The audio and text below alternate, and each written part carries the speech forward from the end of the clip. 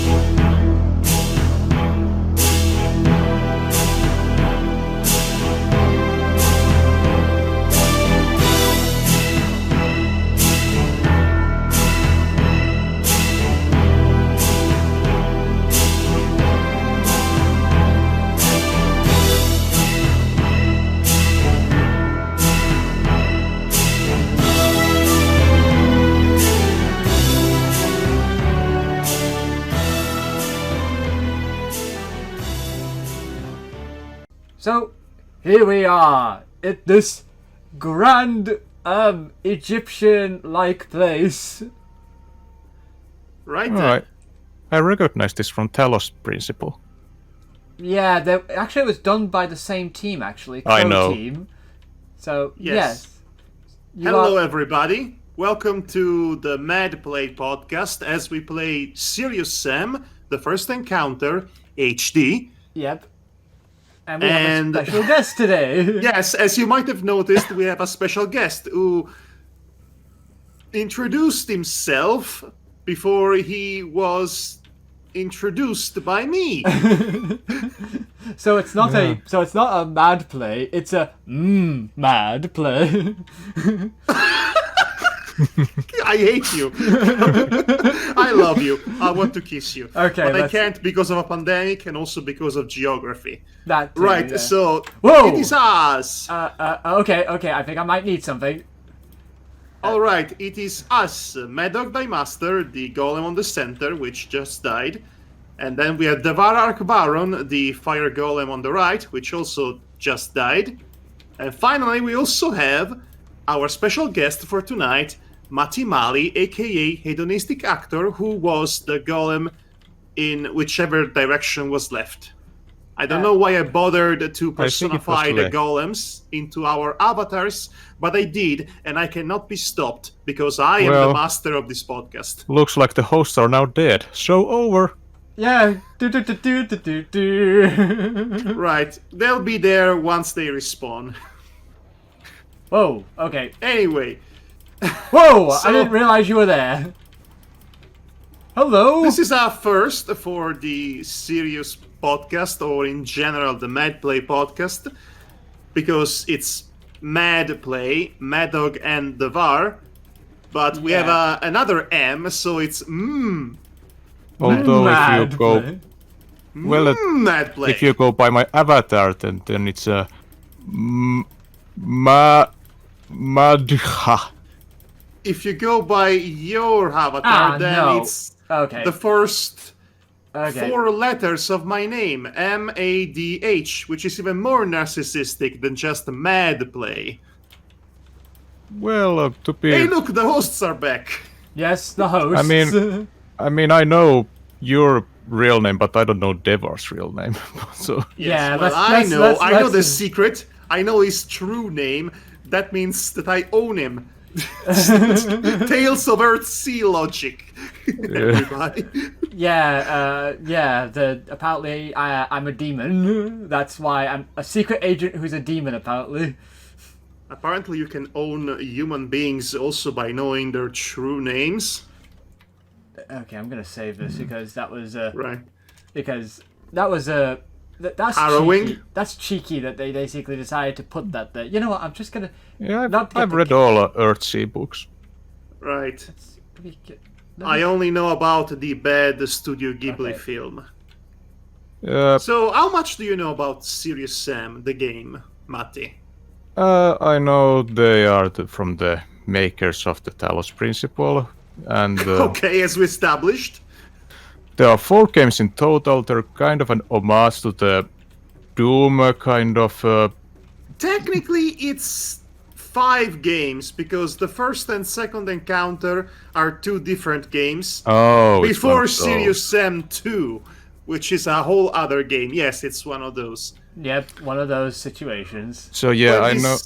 Yes. Yeah, I know there are homages for Doom, which are all the rage nowadays. But back when this first game came out in 2001, it was when more sophisticated games like Soldier What, of Fortune.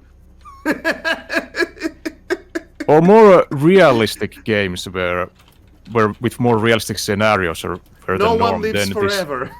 yeah, and the likes. Then there was this who said that hey, 90s are still cool, right? Well, it is a classic arena shooter, but basically on cocaine. It's the whole hook about Serious Sam. It's Yeah. like playing those older games, Oh no.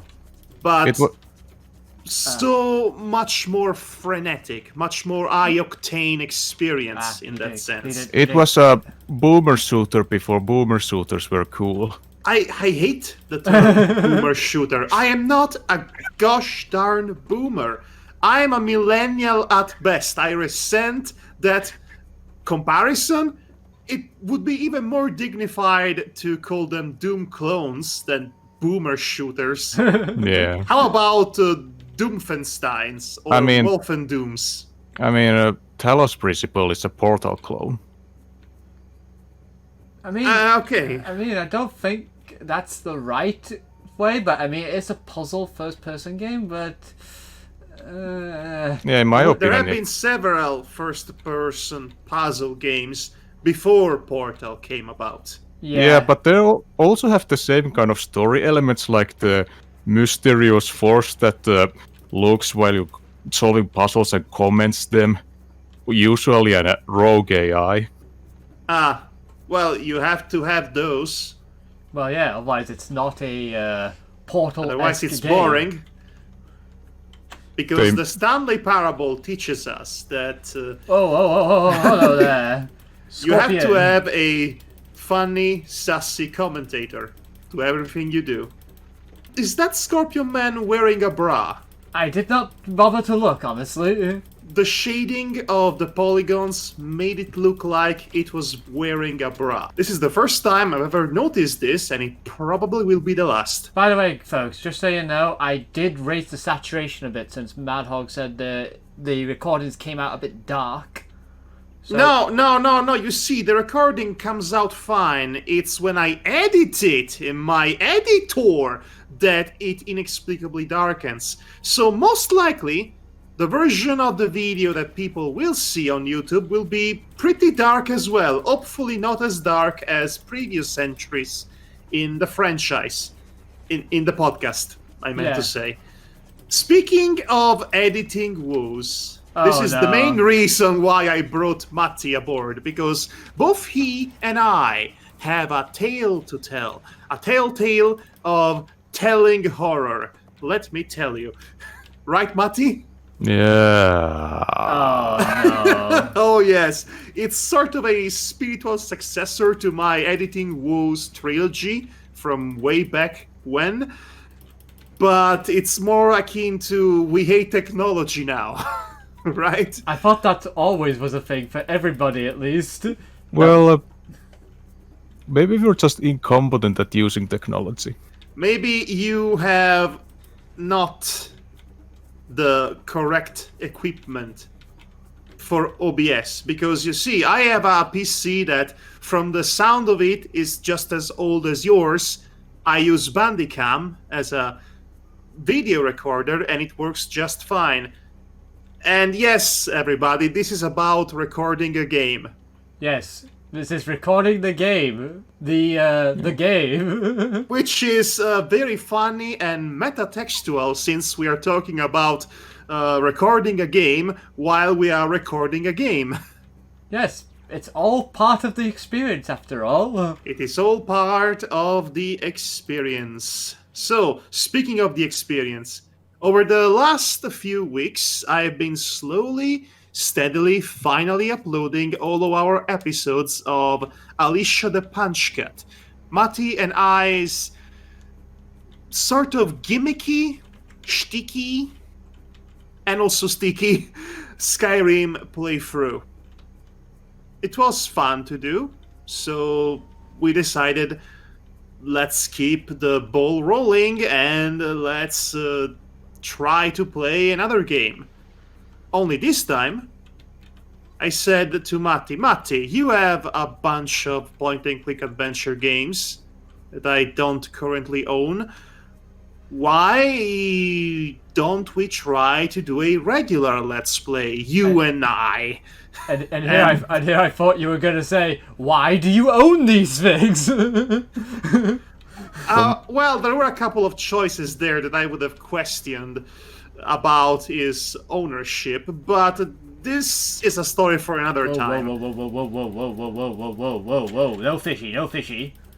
So Matti showed me his list of point-and-click adventure games, and I noticed that he had what I can only surmise as one of the most infuriating titles I've ever laid eyes upon.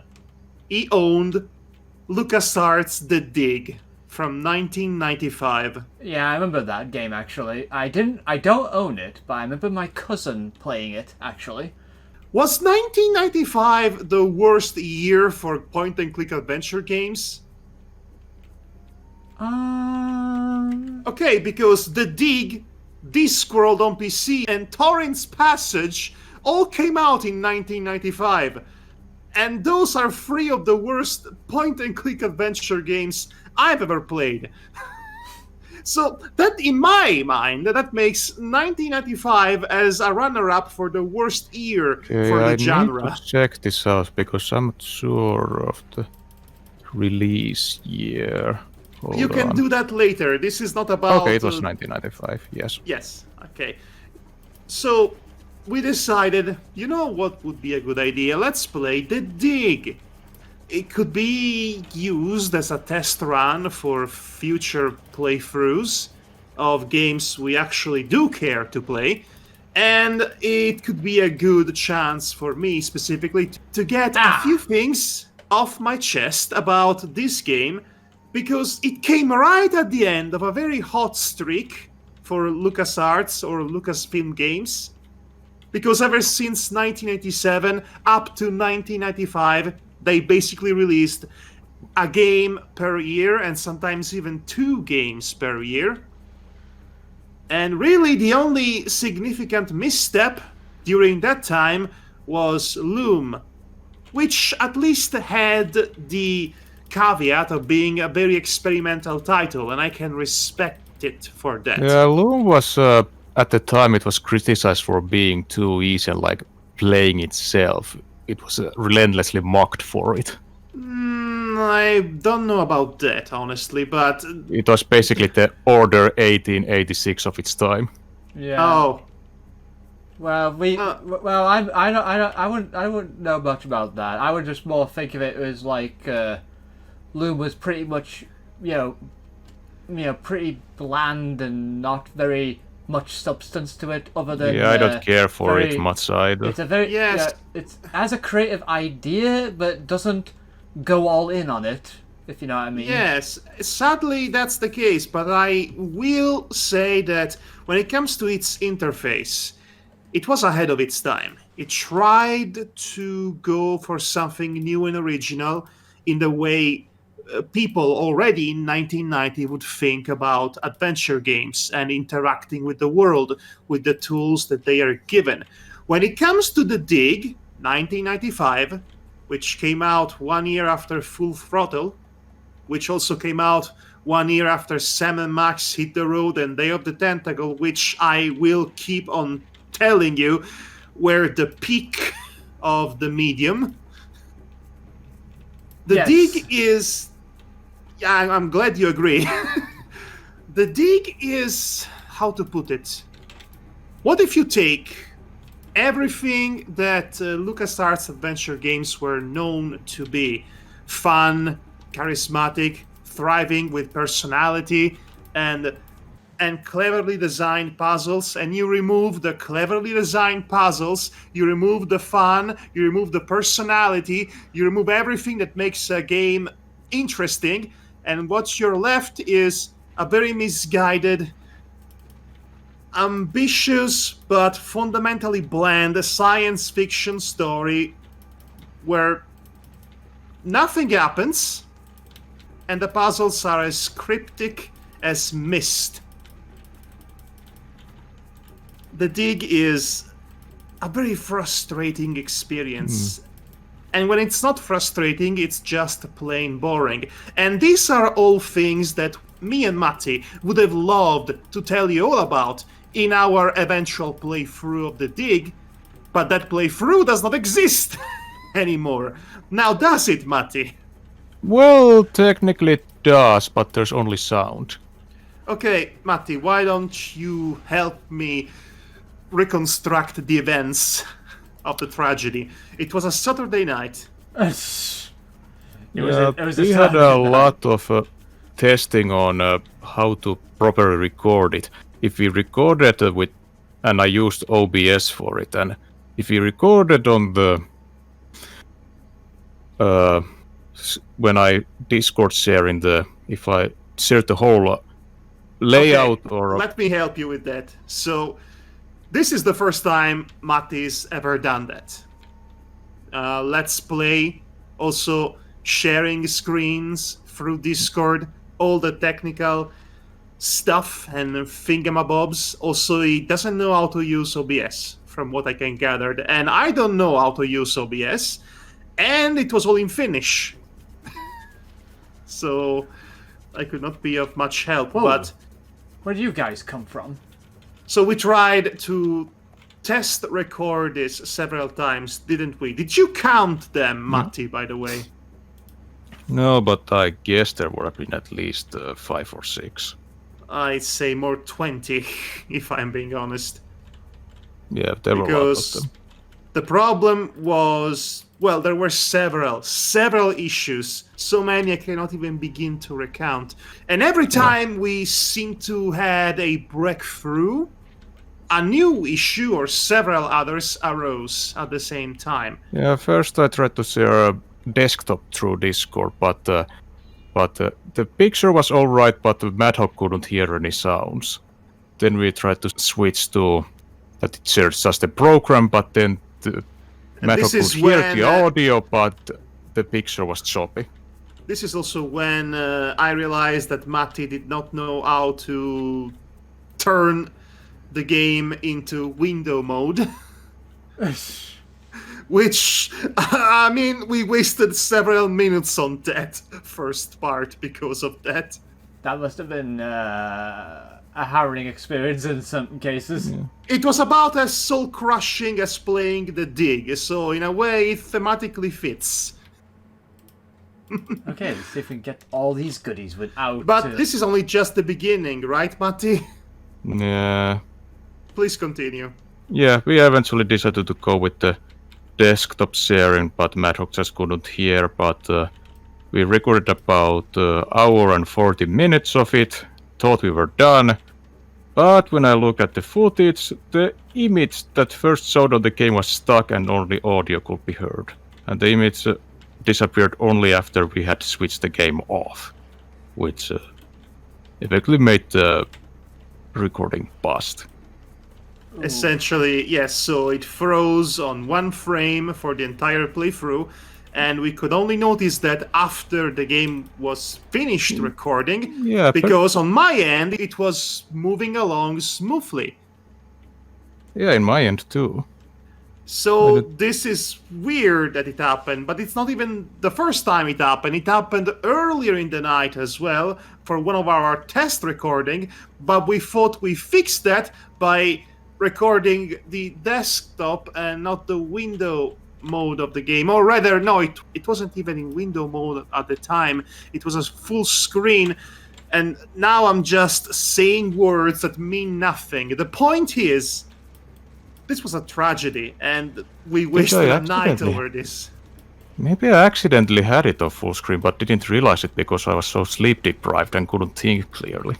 Matti, if that turns out to be the case, I swear to Odin and the Norse gods,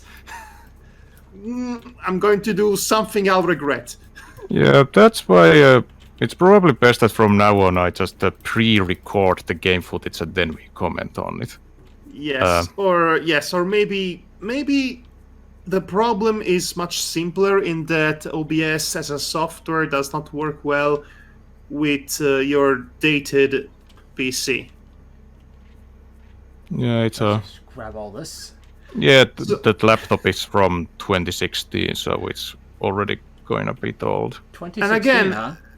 yes, well, my own is from 2015, and like I said, the video recording program I use works fine with it. Me and Devar have done several Let's Plays using my equipment, and they all came out all right. Yes, we recorded Toonstruck. Yeah. We recorded, could ever forget, Angels of Death, the masterpiece. Well, to be fair, when we played it, I noticed that the dig isn't the kind of game that's fitting for Let's Play with more than one person. Because when I was trying to focus on the game events and try to remember how the puzzles were going, and then trying to at the same time listening to Madhog and maybe try to comment something witty, it was kind of a sensory overload. Yes. If you've never done this before, then it most certainly is. I know that from experience, and I'm sure Devar is the same. Oh, yeah. It takes a bit of getting used to. I see this as a blessing in disguise, because as we found out when we played the dig is very boring. It's very boring, and there isn't really much to talk about when the game plays. So we ended up spouting. Yes, spouting. That's what I said. We ended up spouting several things about several different topics, and I even started comparing the dig to Interstellar, which is another science fiction thing that I detest. I personally liked it. You do you, buddy. I will not judge you. Yeah, for I even liked the having dig bad when taste. I first completed through, but after that, Let's Play at the I need to review it soon in myself because it made me question my stance towards it, and I need to re-examine it. Yes, preferably when you're not sleep deprived and also your soul has not been sucked into the void of space. Personally, when I think of the dig, I think one sentence pronounced by one of the characters in the game pretty much summarizes the entire experience. And that's Robin saying, "Welcome to the wonderful world of space," in the most monotone, bored tone imaginable. Yeah, even if I liked the dig at the first time, even I back then was not fan of the acting.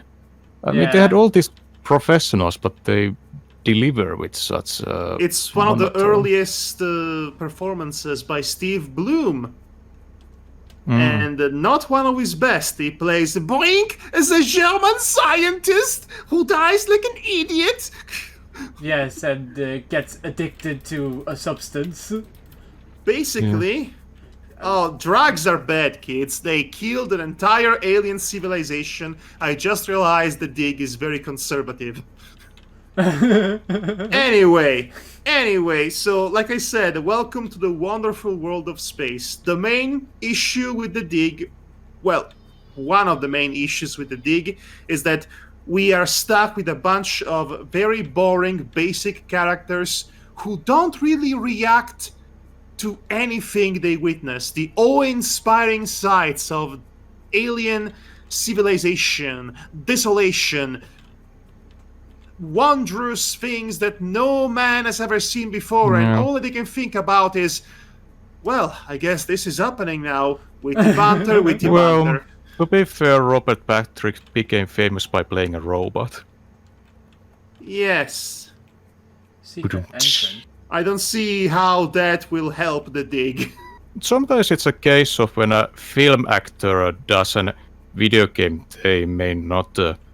They may feel 100% of the time, you mean? they may think of it as a film performance, but actually, voice acting is more closer to theater. Directing voice actors is a very different experience and set of skills than directing live actors.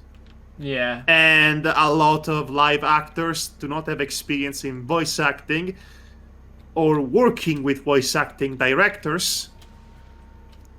And so the end result is that we have a talented live actor doing a bad voice acting, which is something that happens constantly in any medium that's not cinema, live action cinema, I should say.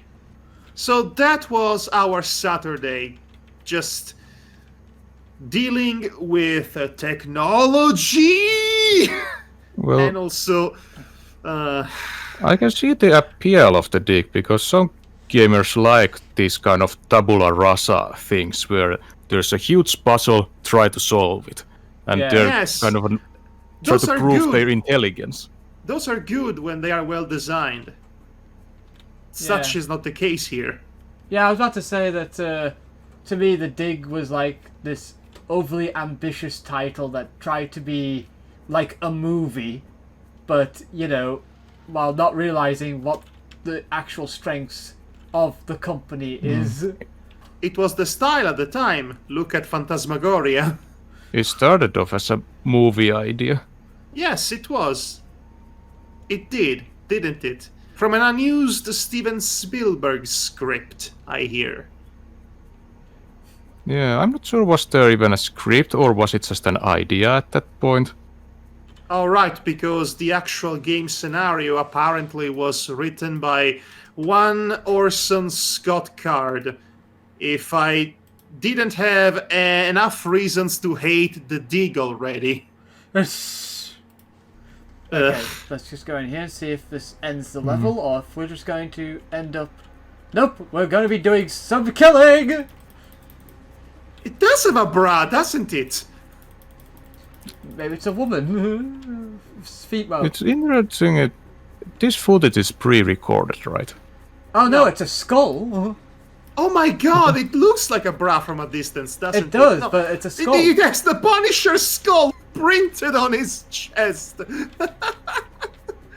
No, Matti, as I was saying, you are seeing the footage happening as we speak. Yeah, live. I'm actually playing it right now as we Oh, speak. okay. So, yeah, this is a thing that we're doing.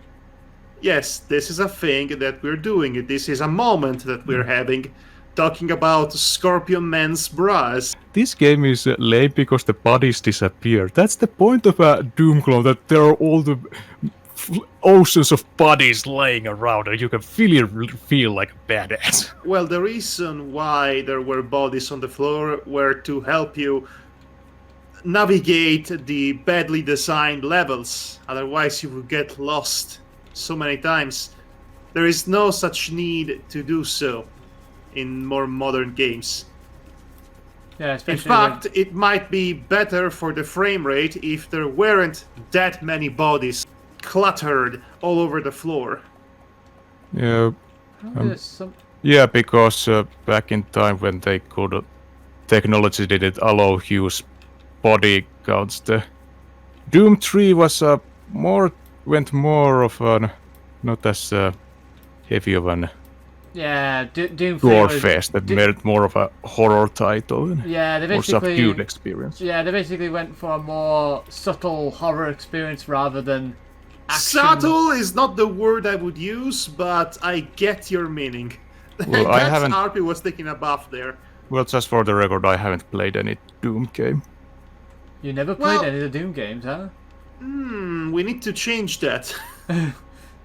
But yeah. I mean, that kind of first-person shooters aren't really my thing. For me, the golden era of first-person shooters were in the early to mid 2000s when the folks at Monolith were making them. You would have to be more specific because there are two monolith Whoa. gaming companies.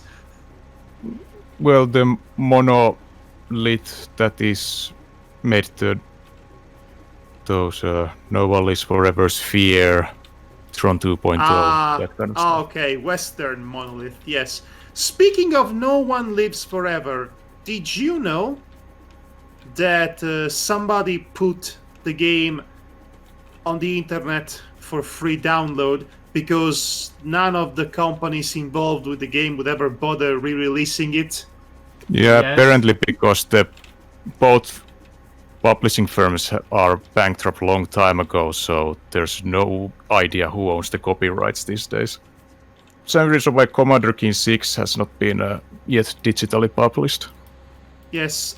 Anyway, Devar, Yeah. I have an idea for what we're going to play after Serious Sam. I think No One Lives Forever needs some long overdue love. I remember playing that game back in the day. It was interesting. It was different from any other first-person shooter I tried up until that point. A lot more complex, with a lot more gimmicks, some of which were pretty irritating, especially the obligatory stealth levels. Enemies were slightly more intelligent, and as a fun 1960 James Bond adjacent. Yeah, I remember back in school that how my schoolmates were impressed when I said that the enemy could shield themselves with a table. Yes, and then Gears of War came along. And ruined the tempo. Pretty much. Well, not as much as Halo. Or Call of Really? Duty. Yes, Call of Halos. Right. Every first-person shooter that basically sucked character out of the first-person shooter genre in general. There is a game Yeah. that I would like to try, and What would that's that Gunfire Reborn. We briefly talked about that Oh yeah, at we some did, point in didn't the we? past. I am waiting for it to come out of free access, and that means a console release. From the looks of it, it plays like Doom, modern Doom, but it's a roguelike RPG with furries. Yeah, I would say more Borderlands, honestly. Hey, One I old know. school way for a game to tell you that you're about to face some pretty difficult challenges ahead is having a lot of ammunitions ready for the taking. Here it comes. Oh, it's this again! Your old friends! The angry, hungry toads. Yes, I'm just imagining them just basically doing the awful crazy frog theme. Oof.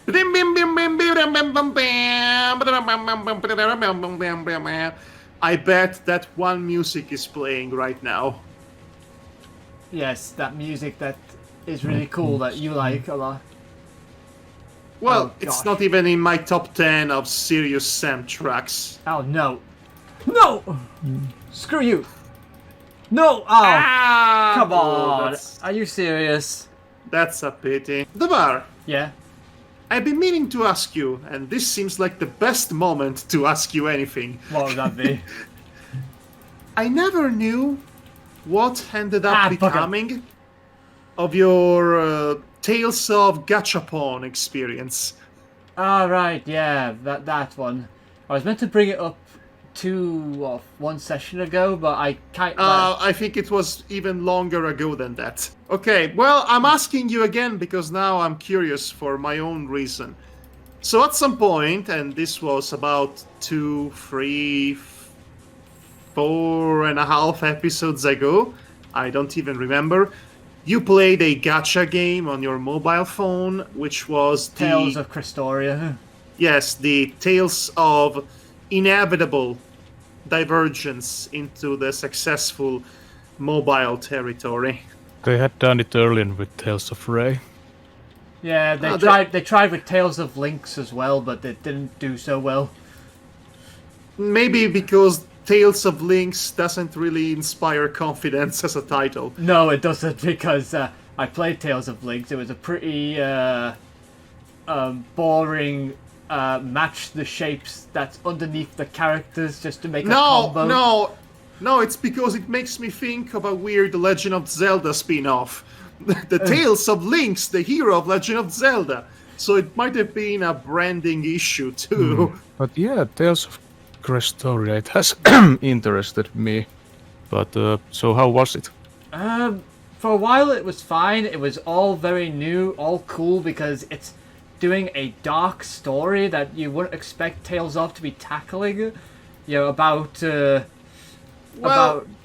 heroes and people taking advantage of perceptions of the masses There's slavery. And also child labor, slavery, and also, honestly, after Tales of Berseria, I think the gloves are off in many ways. Yeah, and also on top of that, a cautionary tale against letting the masses decide someone's guilty. Cancel culture is bad, you guys! I'm being cancelled! Let me write all about it on Twitter, in my novel. I'll tell you about on my TV show, on my YouTube channel. I'm being cancelled! My voice is being silenced! Yeah, so Anyway. honestly, the concept did make me kind of back off a little, but then, you know, I was like, I saw what they were going for with it, and, you know, but then the typical gacha thing happened. Yes. Oh, come on! I just finished a second wave of you bastards! It's always them. They're always the cherry on top, aren't they? You are a bunch of conch bagels! That sure was a word you said. So, do you have any particular anecdote you would like to share with us about your gachapon experience? Pretty much like what happens with me every time a new gacha game has my interest, and it keeps me going for a few months. Yes. At first it has me for what the game is, without the gacha stuff, without paying actual money to it, only to then realize I'm just doing the same thing over and over again in hopes I can actually do the things I want to actually do in the game, and then So- it's the so- cycle. So just to clarify, gacha is a synonym for free-to-play. No, gacha is more of a lottery style of game in which you technically Damn it! don't have to pay to play, but it is very highly encouraged by predatory means designed to entice you. And the way they usually entice you is with a system in which you might randomly get new cool characters to play in your game. In this case, the hook is that you might get a randomly cool Tales of character from the rich history of the series. Yeah, and I was actually hoping for somebody, and I was like spending like not actual money, but in-game currency that took me not months, like 2 weeks to build up, sort of thing, till I get the chance to actually have a couple of 10 rolls just to get the character I want, only to find out, oh no, you got the character you didn't want, but this character's pretty cool, right? And I'm like, no, I didn't want that one. This is how the gachapon market works, really. They are not designed to be good games. Even better, they're not actually designed to be games. They are designed to be, well, a virtual casino. Inevitably, every gacha game reaches the point in which it is impossible to continue on by normal means because resources are running out. Or it is possible, but it's really tedious. Yeah. That too, and that's why there is the option of buying things. And mind you, it is never the option of buying exactly what you want.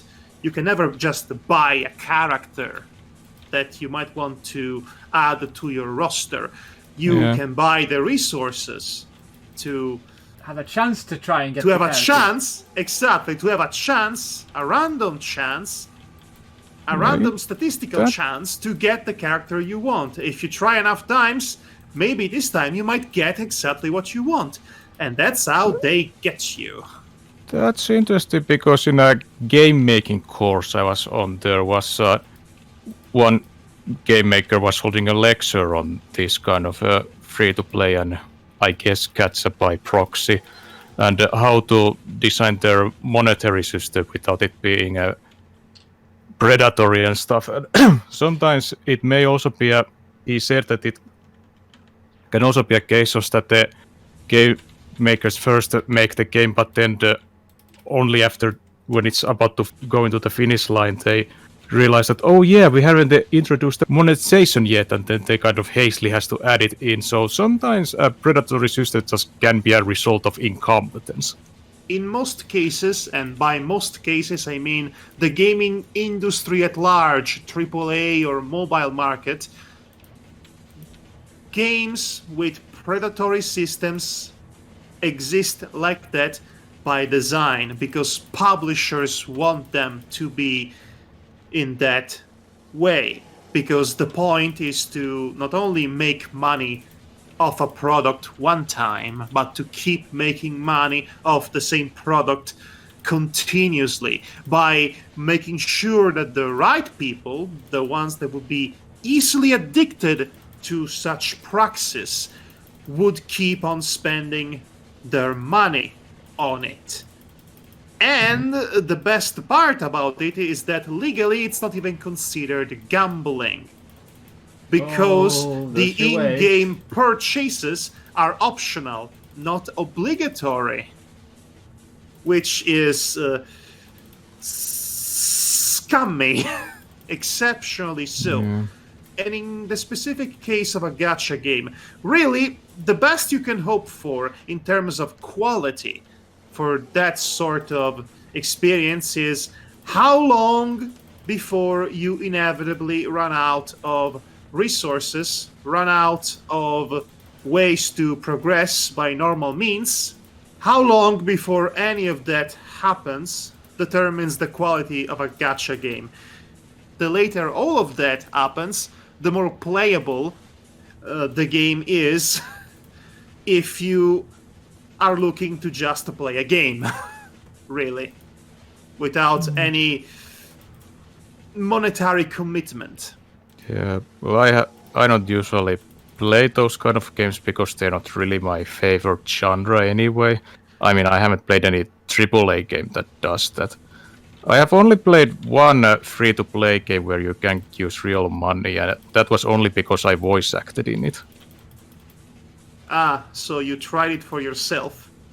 Yeah, of course. But anyway, I bring this up because I have my own gacha experience to share with the class right now. Oh no. Yes. First of all, I wanted to hear how it ended up with your own experience, and unsurprisingly, it ended up just like any other experience. When I played Arknights months ago, Yeah. I said to you that I liked the ambition that this game was demonstrating, the promise it had, the potential for an interesting plot, a very enticing and Oh no. I see where this is going. involved tower defense style gameplay. What ruined it, ironically, was the fact that it's a gachapon. A stingy one at that. You run out of resources pretty fast, and from then on getting more resources in order to level up your characters or unlock new characters, that is the part of the game that which becomes grindy. I would have loved Arknights if it were a regular game, not a gacha game. That's what made me stop playing it. On the other hand, I think I have personally come across an interesting outlier in this genre, in that it's the exact opposite of what you would expect it to be.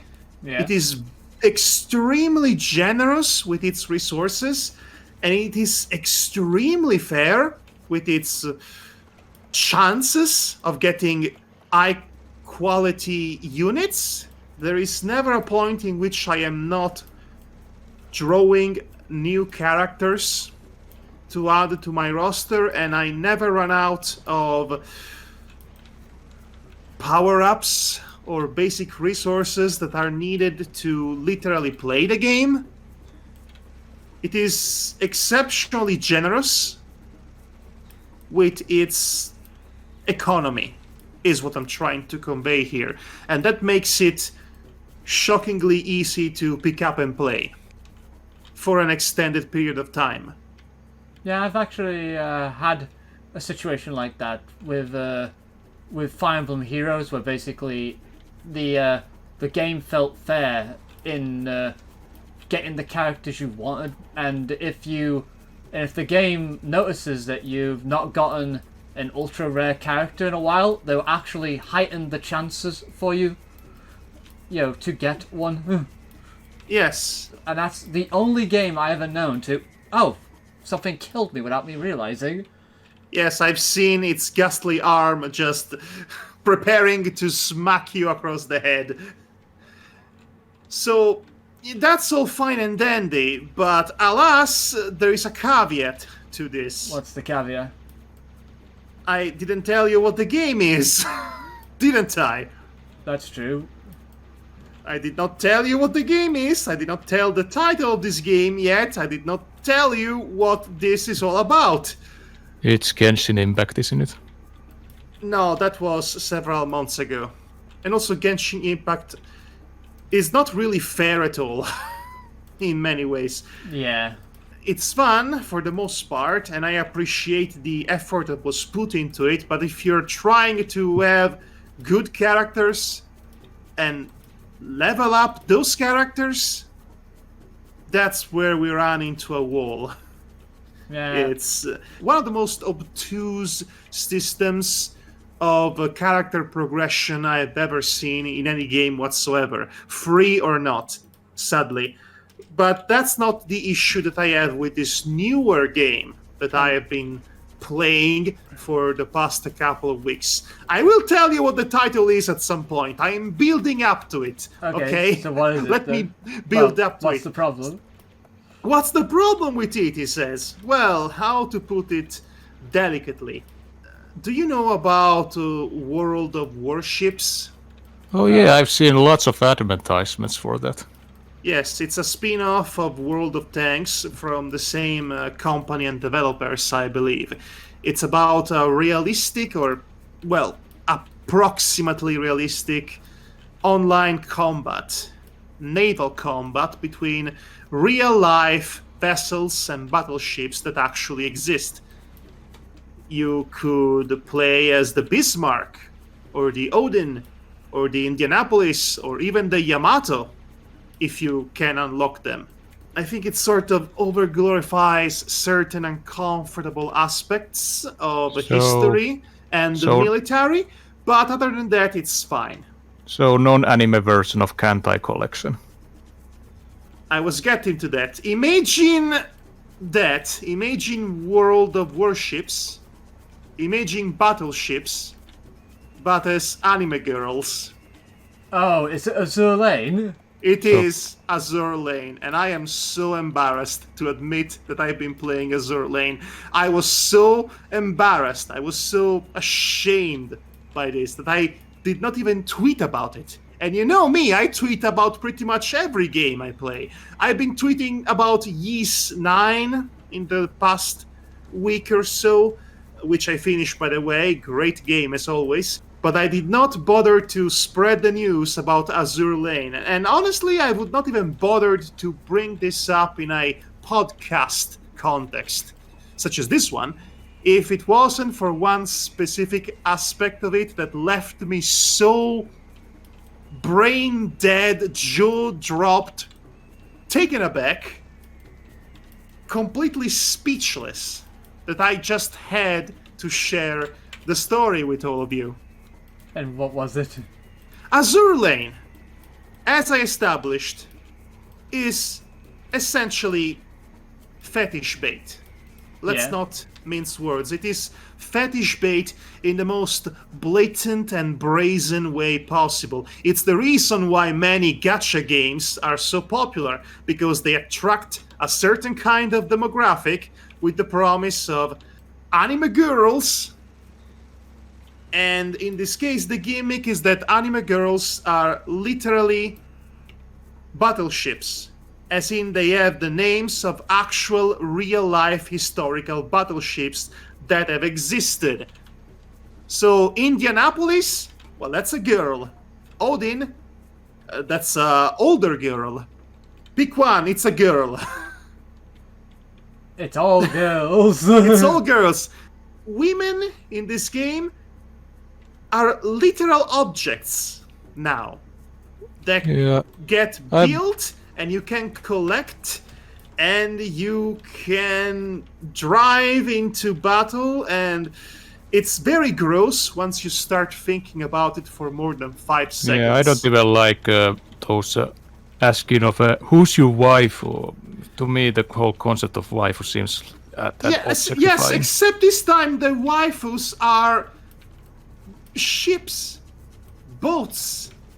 It's this weird meeting of two worlds, the world of ship fanatics and the world of gross neck-bearded weebs coming together at last for one epic crossover that nobody really asked or wanted.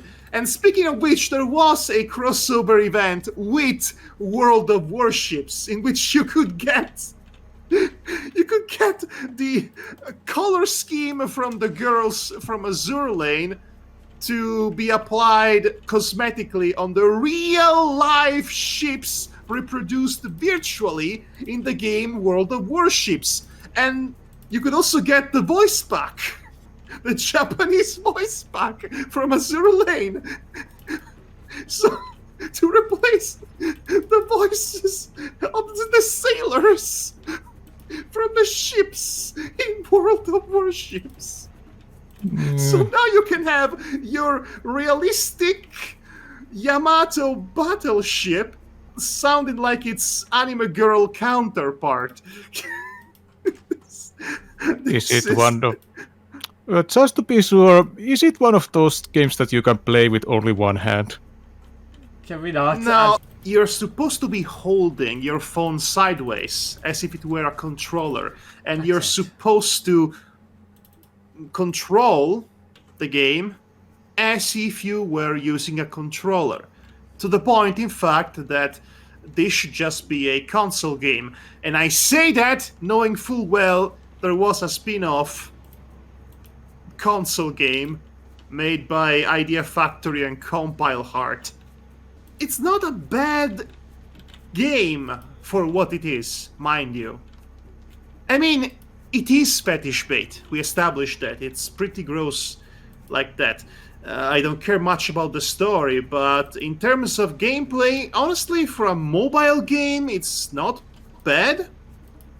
It's a horizontal shooter with several tactical choices to be had, including a submarine artillery. It is a straightforward RPG, so characters can grind and progress in a traditional sense by gaining experience points, and there are many other ways to power them up. Like I said, the actual core gacha system is very generous. I've gotten so many good ships, girls, I don't know what to do with them. and there is even a way in which you can level up your characters by not playing the game, by giving them missions that last for about 9 hours, and they get 12,000 XPs a punch. So I'm never hurting for resources in this game. I'm never hurting for items or power-ups. Even if a level seems very difficult and insurmountable at first, you can surpass it in the traditional way by grinding. Please let this be the end of the level, so we can call it a night. Okay. It's not bad like that. However, as I hinted before, there is this one happening in this game that left me completely speechless, and now it's time to get to it. Yeah. So I had just completed a mission or two.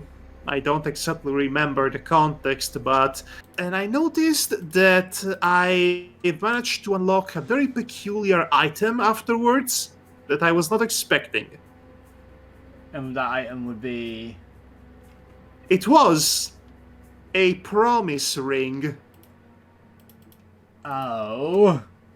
You can marry your battleship in Azure Lane. Well, good night, everybody. No, wait! I had to tell you this because you can't just marry your battleship. Oh no! You get the entire ceremony with all the bells and the whistles. You give the promise ring to your chosen girl with a love affinity of 100, mind you. And then you receive a postcard that says you have been cordially invited to the union between this guy and this ship, and you are teleported to a freaking church. You hear the children's choir in the background.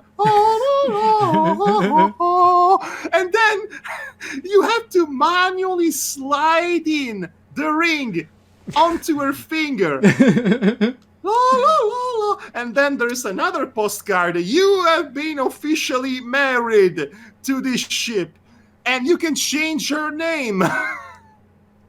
I mean, in the real world, they usually give ships women names and use she/her pronouns, so I guess it's not that out of... I am married to Indianapolis.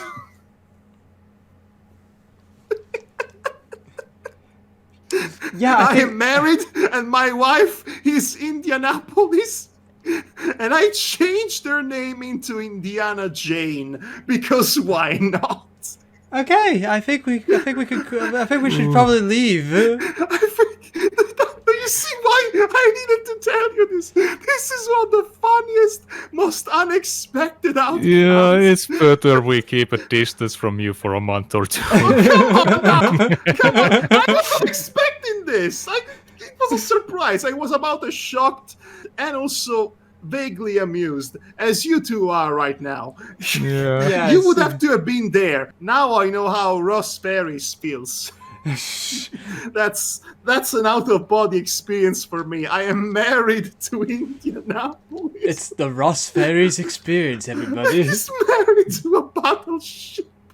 And that will be the name of this episode, the Ross Ferries experience. And I don't know what I'm going to title this episode, but I don't want to spoil the ending. Just call it the Ross Ferries experience. Everyone will wonder, what do DC mean by this? I don't know about that. It's not a ferry, it's a battleship. I don't know how much. Battleship. You can marry your... Okay, so to summarize, you can marry your battleship in Azure Lane, and it's a whole ceremony. It's... Well then, shall we bid everyone good night, everybody? I think we're done here. I am most certainly done. I hope this was worth all the build. Get it? Build, because they're ships. They get built. You could say that lady looks well built. Okay, Oh so my god. okay, so I'm now confused. Are we allowed to kink shame or not? I don't Don't. do that. Usually I don't kink shame people these days. But we can still kink pity, right? Okay, well, that's a different story altogether. This was a moment that we were having. Yes. Right. I sure hope I didn't completely annihilate my refined, extremely cultivated image. Don't worry, With don't worry. I don't judge that sort of thing. Besides, I have cultured friends like you, and they're fine people with vices I mean, much worse than yours. That's why art house movies exist. You can watch this kind of smut until pretend that you are a sophisticated person. Okay, Okay, Anyway, I am not that kind of person yet, so I'm grateful for that. Good Any- night, everybody. This has been Madhog Thy Master, proud owner / husband to Indiana Jane, the battleship. I've been Devar Akron, the tales of Abandoria. And this is Hedonistic Actor. Insert something witty here. Yes, Matti, who digs his own grave.